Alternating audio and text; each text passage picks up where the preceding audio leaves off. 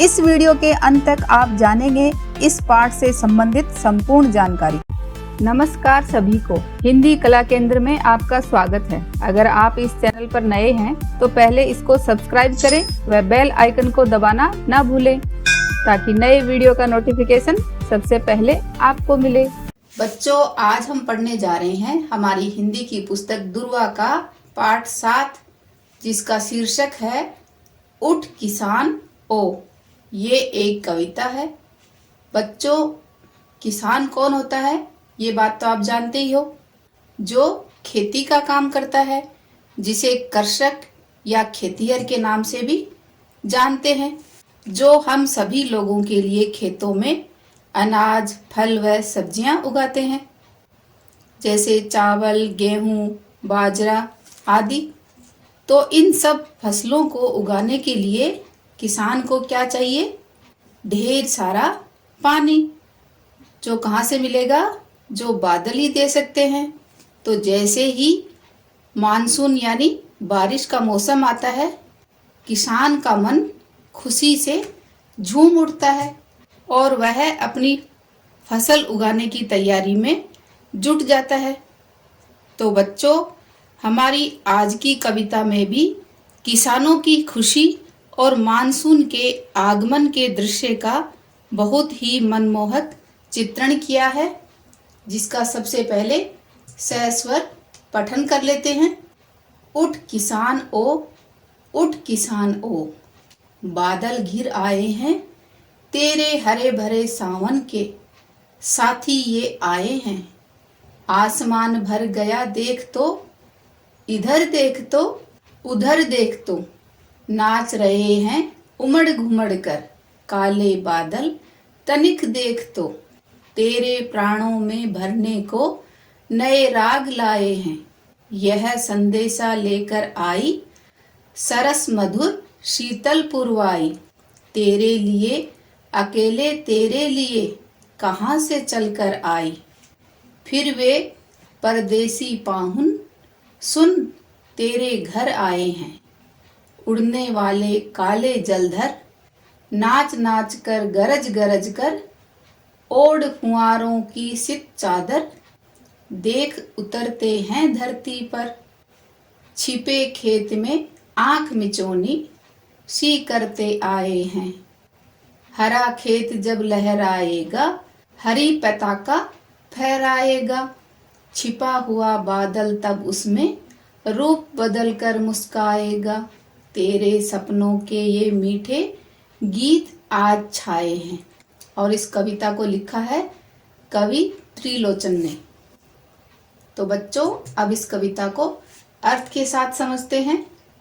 जैसा कि हमने कविता में जाना कि कवि मानसून यानी बारिश के मौसम को देखकर किसान को जागरूक कर रहा है कि उठ किसान ओ, उठ किसान ओ, कि किसान अब तू जाग जा और तेरी फसल को उगाने की तैयारी कर। तेरे फावड़े, बैल, बीज सब तैयार कर ले, क्योंकि बादल घिर आए हैं। घिर आए का अर्थ है चारों ओर से आना या आसमान में छा जाना। तो कवि कह रहे हैं कि किसान अब उठ जा, देख चारों तरफ बादल घिर कर आ गए हैं, तेरे हरे भरे सावन के साथी ये आए हैं। ज्यादा बादल कब आते हैं? सावन के महीने में, जो कि आषाढ़ और भाद्रपद के बीच का एक महीना होता है, जिसे श्रावण का महीना भी कहा जाता है, जो जुलाई अगस्त के बीच में आता है। तो उस समय बादल चारों तरफ छाए रहते हैं। तो कवि किसान को कह रहे हैं कि देख तेरे हरे भरे सावन के ये साथी आए हैं। कौन है ये सावन के साथी? काले काले बादल। आसमान भर गया देख तो, इधर देख तो उधर देख तो। कवि किसान को संबोधित करके कह रहे हैं कि देख चारों तरफ आसमान इन बादलों से भर गया है, चाहे इधर देख या उधर देख। नाच रहे हैं उमड़ घुमड़ कर, पूरे आसमान में ये बादल उमड़ घुमड़ कर नाच रहे हैं। उमड़ घुमड़ का अर्थ है चारों ओर से घिरकर एकत्रित होना, यानी बहुत ही काले घने बादल छाए हुए हैं। काले बादल तनिक देख तो, तनिक का अर्थ है थोड़ा सा या जरा, तो जरा इन काले बादलों को देख तो सही, जो चारों तरफ से उमड़ घुमड़ कर आ रहे हैं। तेरे प्राणों में भरने को नए राग लाए हैं। यहाँ पर कवि ने किसान को ये क्यों कहा कि तेरे प्राणों में भरने को नए राग लाए हैं? क्योंकि बच्चों, किसान सबसे ज्यादा किसे देखकर खुश होता है? बादलों को, क्योंकि बादलों से बारिश होगी और बारिश से फिर किसान की फसल अच्छी होगी। तो जब किसान की फसल अच्छी होगी, ये सोचकर ही उसमें नया उमंग व जोश आ जाता है। इसीलिए कवि ने कहा है कि तेरे प्राणों में भरने को नए राग लाए हैं। राग का अर्थ है अनुराग या प्रेम, वैसे राग का अर्थ है सुर संगीत। तो जैसे हम गाने सुनते हैं तो खुशी में झूम उठते हैं, वैसे ही इन काले काले बादलों को देखकर किसान का मन भी जोश व उमंग से भर उठता है। अर्थात सावन के महीने में बादलों को देखते ही किसानों में नई उमंग व जोश का संचार हो जाता है, क्योंकि वो सोचने लग जाते हैं कि अब हमारी लहलाती फसल उगेगी। तो इस पद की व्याख्या क्या होगी? इन पंक्तियों के माध्यम से कवि कहते हैं कि किसान भाई जाग जाओ, अब उठो, देखो तो तुम्हारे सावन के साथी, तुम्हारे मित्र आए हैं।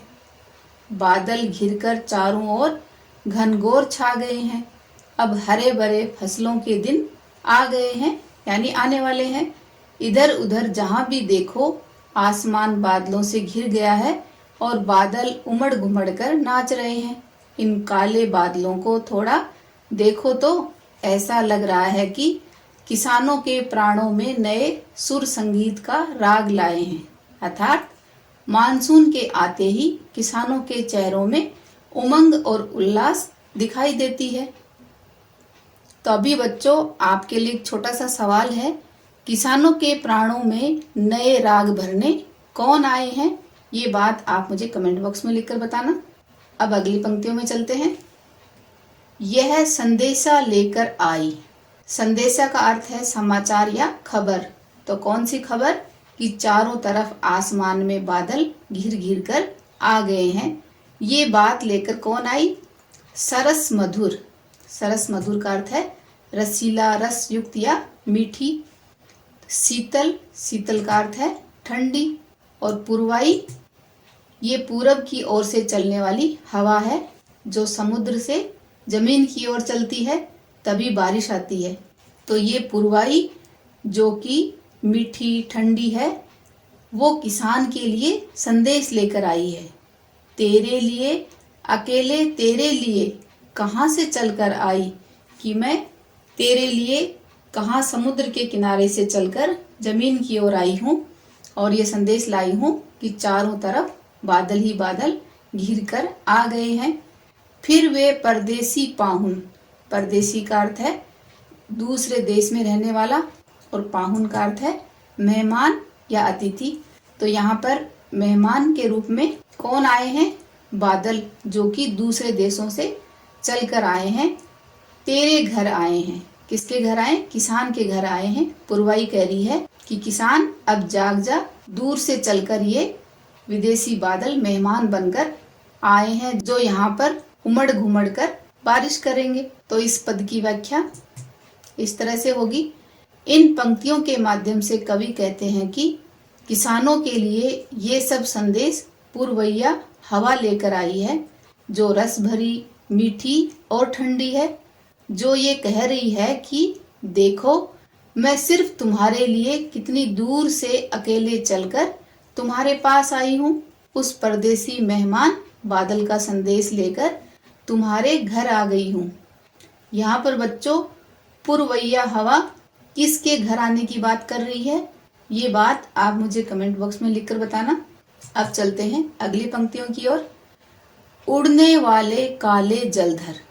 जलधर यानी पानी से भरे जो बादल चारों तरफ आसमान में उड़ रहे हैं, यानी इधर उधर जो घूम रहे हैं।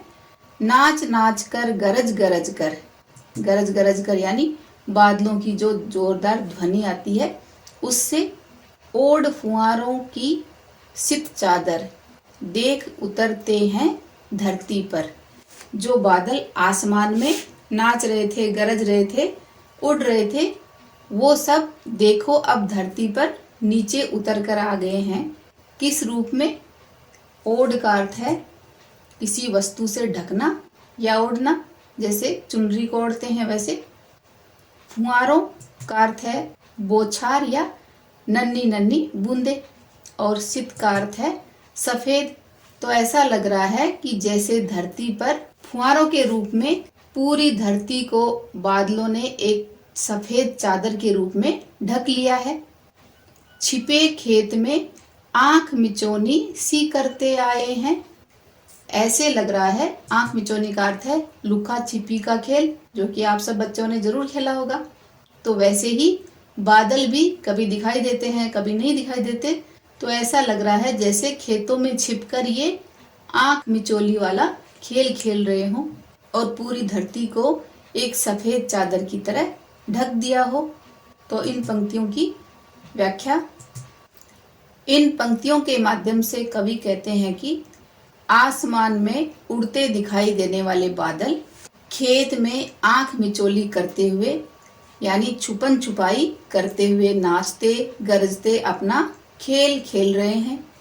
ऐसा लगता है जैसे बादल फुहारों की सफेद चादर ओढ़कर धरती पर उतर आए हैं। और इस कविता की अंतिम पंक्तियां, हरा खेत जब लहराएगा, हरी पताका फहराएगा। जब आसमान बादलों से भर जाता है तो किसान उनको देखकर अपने सपने संजोने लगता है। किसान क्या सपने देखता है? हरी भरी फसल का।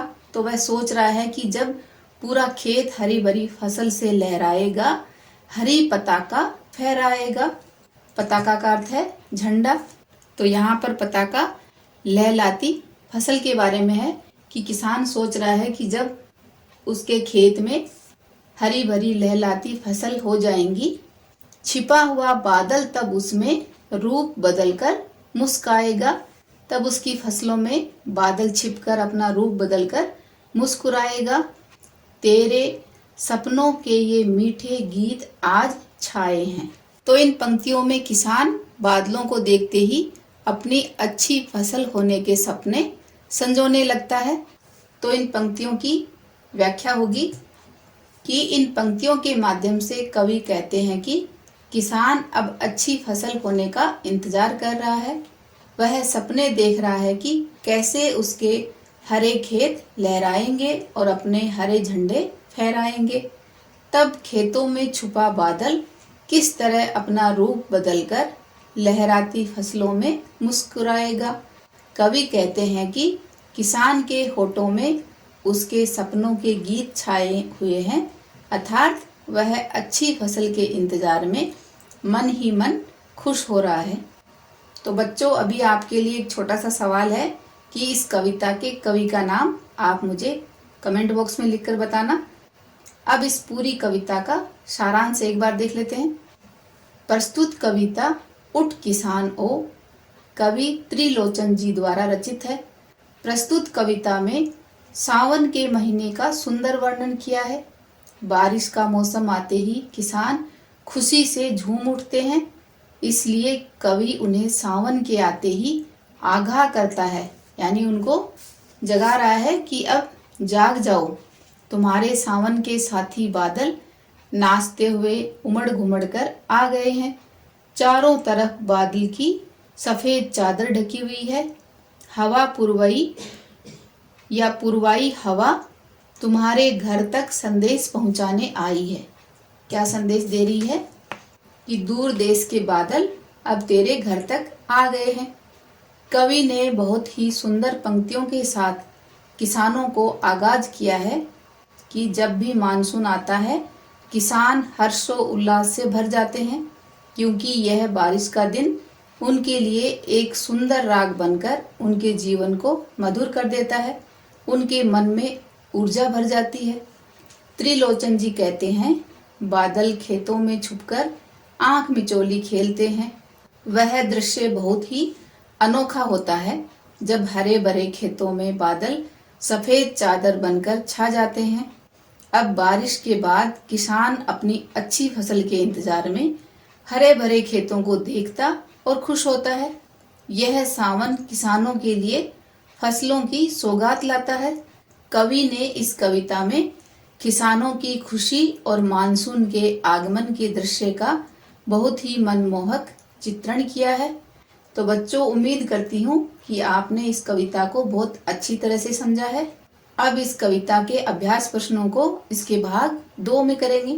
अगर हमारे वीडियो बन ही रहे हैं आपके फेवरेट, तो फिर क्यों ना करें इनको लाइक, सब्सक्राइब और रिकमेंड। हमें और बेहतर बनाने के लिए आप कर सकते हैं कमेंट। धन्यवाद।